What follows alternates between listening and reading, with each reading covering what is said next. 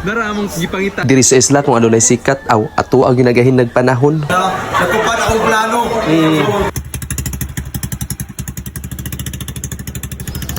Kung taga-isla ka mga lodi nya kung naabitay mo do nga sikat nga mga personality nya kinsa ra puta oy nga dili malipay mauna nga gikan mi sa mong isla midung sad mi sa pikas isla nya wala ra man say problema sa sakyanan kay naa ra man say na masahero diri sa amo nya kauban ako diri si Radski TV Tail Vlog ug lain pang mga content creator diri sa among barangay.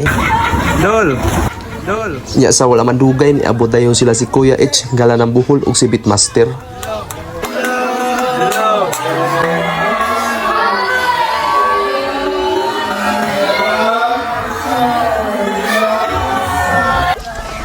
Mao nakaingon lang gyud ko pag swerte gyud nato nga naapil ta sa VIP diri napita. Gala ng Bohol. Yan, dami din yung talo na. Natupad akong plano.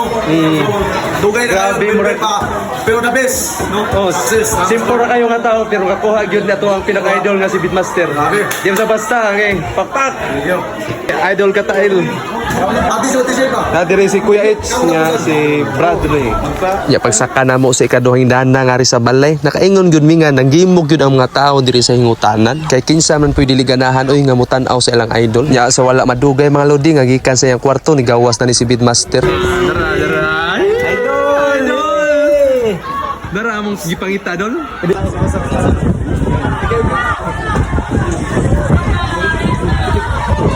Nauna si Radski TV oh, picture.